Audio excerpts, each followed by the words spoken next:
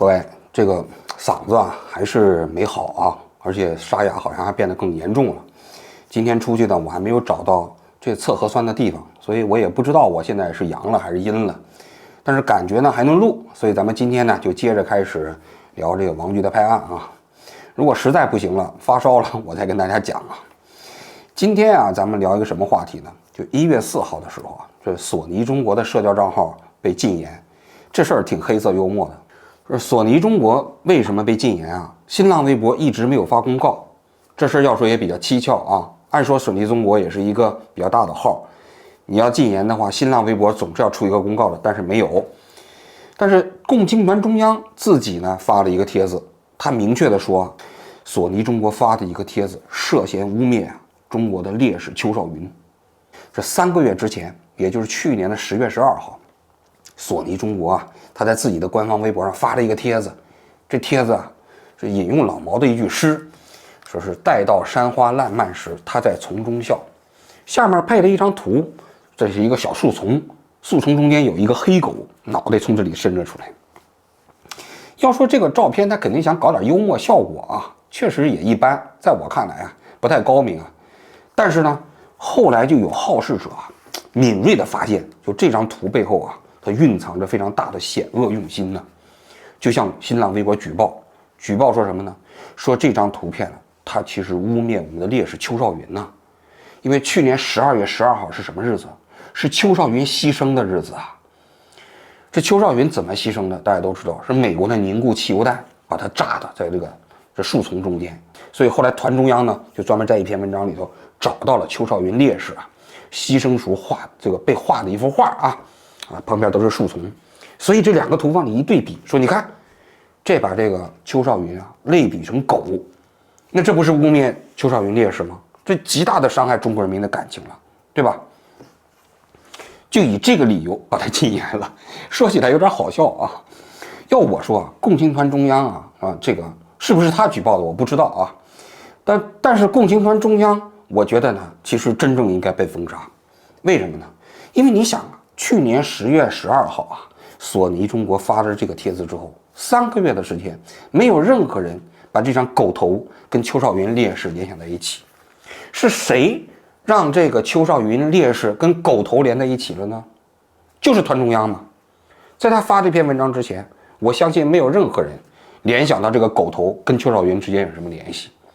所以正是团中央的这样的文章，才让人感觉哦，这狗头好像是在说邱少云呢。那你想想，那真正污蔑邱少云烈士的是谁呀？团中央嘛，对吧？说句实话，有几个人知道这10月12号是邱少云烈士的牺牲日啊？全中国，我认为除了团中央之外，没有任何人在不查资料的情况下，他可以脱口而出10月12号是邱少云烈士牺牲的日子。你想，我们中国这个因为5000年的历史是吧？这个在历次革命战争中牺牲的烈士多了去了。如果你要想找从1月1号到12月31号这烈士的生日啊、忌日啊，还有那些国耻日啊，每天都有，不可能没有，每一天都有。所以如果你要找这样的日子，太容易了。我随便跟各位讲一下，你们知道靖康耻是哪一天吗？不知道吧？你们知道日军登陆大亚湾是哪一天吗？不知道吧？你们知道日军开始炮轰闸北是哪一天吗？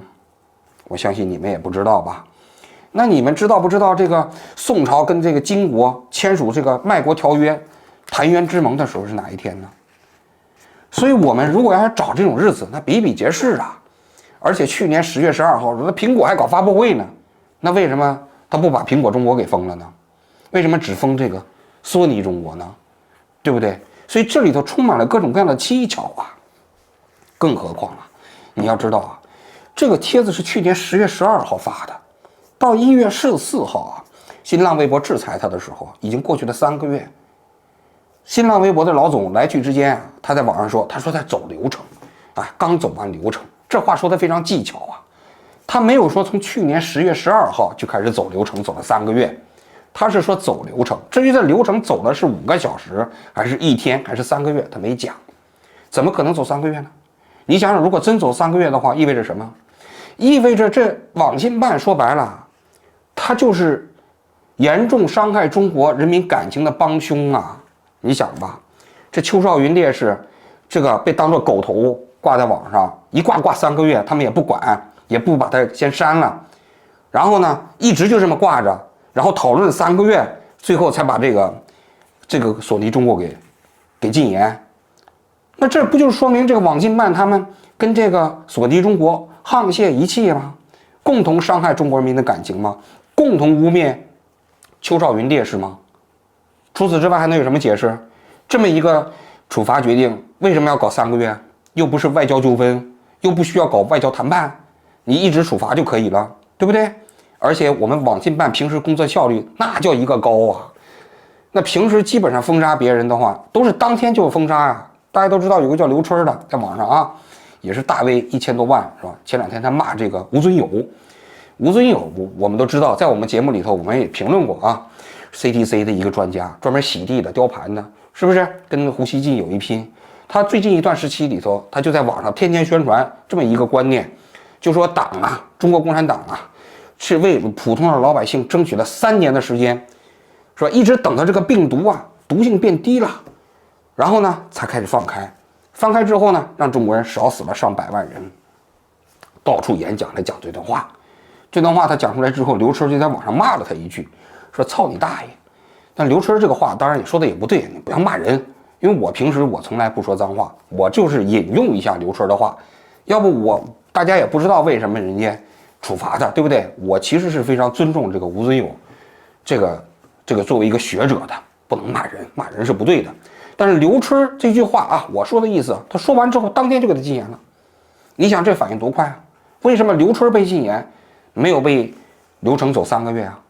你想刘春如果挂着骂这个吴尊友操你大爷，一直挂3个月，然后才处理结果出来的话，那是不是对吴尊友先生不尊重啊？那同理呀，那为什么索尼中国严重的伤害这邱少云烈士，就要搞3个月的流程呢？这不正常啊！你这样纠缠有意思吗？这个问题已经都问过无数遍了。这吴尊友啊，就是作为一个专家，也不能随便攻击了。有人说啊，现在的中国的专家已经享受了英烈待遇，因为我们中国有一个英烈保护法呀。英烈保护法保护的都是黄继光、邱少云这样的，就英烈嘛，对不对？但是吴尊友不是烈士啊，现在也不能攻击啊，攻击吴尊友也会被这个寻衅滋事啊。有人说不能骂人，不能骂人是对的，但是其实这民法这个权利是赋予他自己的。你吴尊友如果认为刘春要是骂你不对，你可以自力救济，你可以起诉，因为你是烈士的话，你就不能自己去保护自己了，对不对？你死人你怎么可能去递起诉状呢？但你不是活着了吗？你既然活着呢，那法院大门也开着呢，你可以去起诉刘春啊。但是现在不同了，现在我们这个国内已经把这个国内的某些专家直接赋予了英烈待遇，虽然他们还活着。咱说到这儿想说什么呢？说其实这个索尼中国被禁言啊，是邱少云这件事情，其实肯定是为了禁言他找的一个理由，明眼人一看就知道，没有人信。那处罚他的真实原因是什么呢？是因为他1月1号他发的一个帖子。1月1号这一天，索尼中国啊，他发了一个什么帖子呢？哎呀，发了一个图片，顶上写了一些吉祥讨喜的话嘛，什么新年伊始，什么万象更新，是吧？有你有我，底下那个话还是图片还写了2023有你更精彩，打了一个引号。他这个你呀，肯定是一语双关啊，一个是索尼的尼嘛，有你更精彩，对不对？有索尼更精彩。另外一个方面呢，你的中文里的这个谐音又是你的谐音，所谓的有你更精彩，也就是说索尼中国拥有各位这样的用户，使得我们更加精彩。哎，这是一个广告创意嘛。但是没想到，你知道吗？这句话犯忌了。为什么犯忌了？这索尼啊，它比较头脑简单。你以为这你只会让人想到这个索尼，还有就是你吗？不是啊。在中文里头，索尼还能被人联想到什么？维尼熊啊！维尼熊是谁？习近平啊，是不是？大家都知道这个习近平啊，在网上有几个外号，一个是包子，因为他刚上任的时候到北京的那个庆丰包子铺去吃包子，后来呢网上就有人把它谐音，把它叫包子。另外一个叫庆丰帝，是吧？这也是外号，是吧？第三个叫维尼熊，就是长得比较像那个维尼熊，憨厚的维尼小熊。所以在2017年的时候，中国的互联网上就把维尼熊全部给禁了。你现在在中国，你搜维尼熊你是搜不到的。所以我在过去的节目里不是曾经讲过吗？台湾有一个视频博主，他为了维权，因为他的那个视频的节目总是被国内的人搬到 B 站去，然后呢他去投诉，也没人管。他后来就想了一招，他就在那视频中间的某一个角落呢写上维尼熊这几个字，然后呢这还有人搬过去之后，他就给当地的那个部门去举报，说这个人反动，这污蔑党和国家领导人，结果这个视频立刻就被删了。所以你要知道，维尼熊在中国这属于敏感词中间比较高级的，我过去在这个节目中间也讲过啊。所以维尼熊本身它就是敏感词，但是2017年只是禁的维尼熊，但是后来维尼也不行了，到索尼中国这个时候你也不行了，因为你也让人能想到这是维尼熊，有你更精彩，啥意思啊？你的意思不就是说有维尼熊更精彩吗？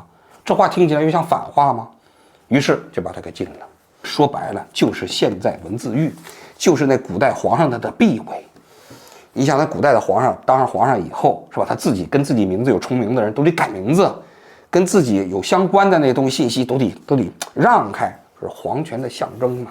这个事情的真实原因，我分析的啊，当然我也并没有问网信办，但是我自己认为这个推测是靠谱的。事实上这几年互联网上，因为有人说席包子，说这维尼熊啊就被寻衅滋事的已经不在少数了，全国已经很多起了，就是因为说维尼熊，就是因为说席包子或庆丰帝。你去那个网上有一个人专门喜欢搜集国内这种判决书啊，这些判决书在早年的时候你在那裁判文书网上还能查得到，现在呢就都被搞掉了，查不到了。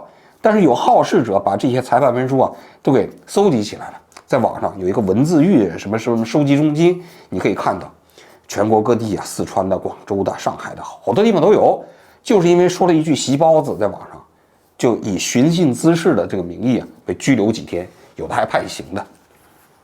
那就说什么？就是说这个词本身在国内确确实实已经成为了避讳，所以你知道了吧？这索尼啊，说白了它已经有原罪了。为什么？因为你想，这个索尼你啥意思啊？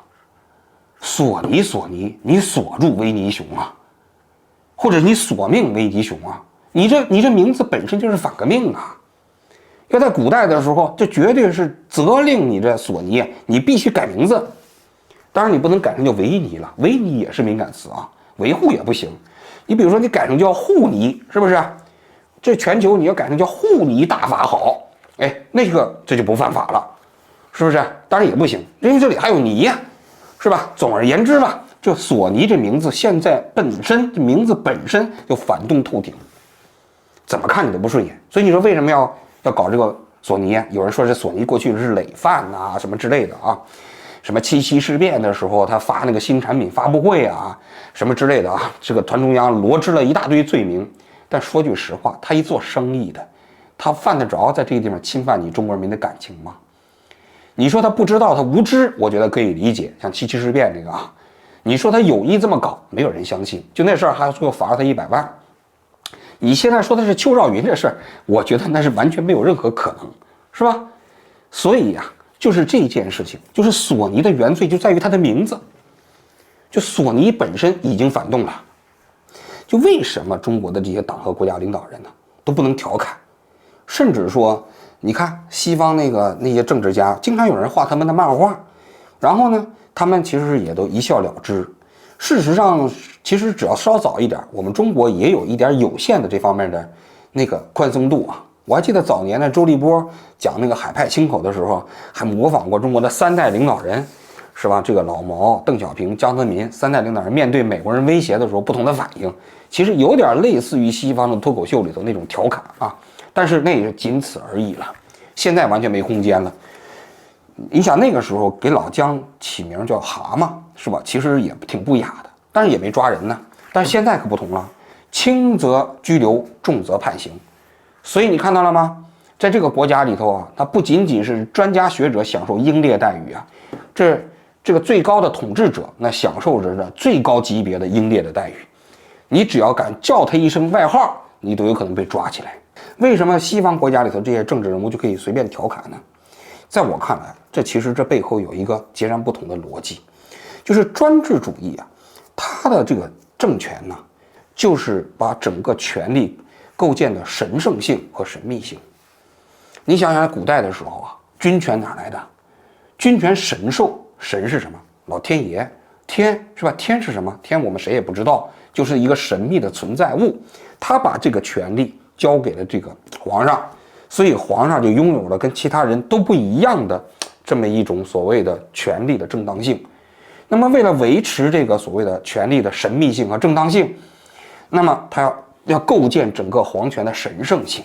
你像古代的那个皇权祭拜啊、四祭啊、天坛、地坛、先农坛呢，是吧？整个这套仪式啊，都是构建它皇权神圣性的一部分。民族主义、法治、宪政这个兴起之后啊，它带来一个最大的变化，就是这个政治的祛魅化。因为在古代的时候，所有的政权、专制政权，它都是这样的一个逻辑嘛，都是要讲究神秘性和神圣性的。那么，为什么主权在民的宪政主义它就使得政治变得祛魅化了呢？因为说实在的，这权力的归属是来自于每一个普通的老百姓，你只是代替老百姓行使权利，那你想一想，你还有什么神圣性呢？你不过是替人打工的嘛，你是真正意义上的人民公仆嘛。那么在这种情况下，就必然会带来政治人物本身的祛魅化。所以你可以看到了，专制主义跟现代民主制度之间最大的一个区别是什么？就政权本身，也包括掌握权力的人，他是不是具有神圣性和这个所谓的这个祛魅化的过程。中国现在是什么样的政体啊？它表面上它讲说它主权在民，对吧？有构建了一个全国人民大会啊，代表大会来制度，但其实大家都知道，它这是个专制主义。但是在现代的专制主义啊，它跟传统的古代的专制主义不太一样，它没办法通过君权神授来构建了。它通过什么方式呢？它通过了一个把人民这样的词啊抽象化的概念，然后呢，由这个抽象化的人民把这个权力交给了统治者，最终完成了他的这个所谓的权力的神圣化。所以你在中国你看啊，人民这个词啊，当它是一个抽象的概念的时候，它具有至高无上的政治地位。那你谁敢跟人民为敌啊？你想这个我们跟外国人斗的时候，总是说这伤害了中国人民的感情，这中国人民这几个字就是被抽象化的，也是被至高无上的这个神圣化的。所以这些词在中国呢，它本身的存在并不是让每一个普通的老百姓获得政治权利，而是要让专制者获得的权利拥有神圣性的这么一个外衣。所以你在中国你就看到了一个非常荒唐的现象，就人民作为个体的时候，他的权利从来不被认真对待，也不被尊重。当他是一个抽象的主体的时候啊，他在政治上，在这个国家的法律上拥有至高无上的地位。真正的原因就在于抽象化人民这样的一个概念，神圣化这样人民的概念，不是为了维护人民的权利，而是要将统治者、专制者、统治者的统治的神圣性构建起来。它最后形成的这一个权力体系啊，这必然带来的就是这个权力本身是不容许其他人随便进行调侃的。因为专制主义有一个特点，它如果一旦丧失了这个神圣性和这个神秘性啊，它其实统治基础也就不存在了。所以你看，所有的专制国家一个共同的特点，你都不能随随便便地调侃他的领导人。所谓这一个国家的体系，你不管他看他喊什么口号，你只要看这个国家的政党、这领导人以及这个拥有最高权力的人，可不可以被普通的老百姓随意的调侃、随意的起外号、随意的这个怎么说，作为在公众过程中间消遣的对象，其实就可以看这个国家的政体到底是主权在民，还是主权在专制者自己的手中。但这个逻辑回到这里又有一个问题了，由于其实你像古代封建帝王一样啊，要避讳啊，也包括我要维护政权的神圣性，不能让普通人随便调侃领导人。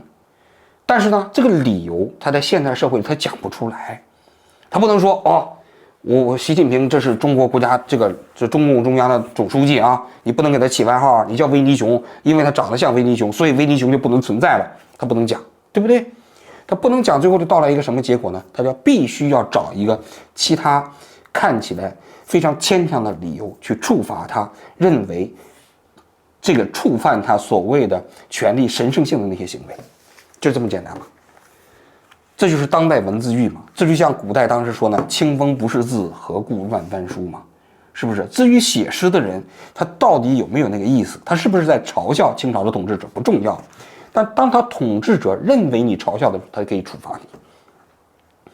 大家都记得那个清兵当时入关，刚进入北京城的时候啊，这崇祯皇帝不是把他自己的孩子都遣散了吗？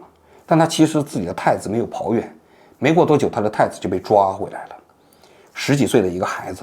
当时啊，清朝的统治者就让那些旧时的王公贵族来认这个太子，包括他自己的姥爷，就是他妈的亲妈的父亲。当时就问说：“这是太子吗？”没人敢说真话。最后清朝就以什么罪名把这个太子处死了呢？因为太子必须死，因为他们打的一个旗号是进入北京城是要替崇祯皇帝报仇啊，赶走李自成嘛。所以崇祯皇帝如果有太子存在的话，那么整个这样的一个借口就不存在了。所以这太子必须死，但要用什么理由死呢？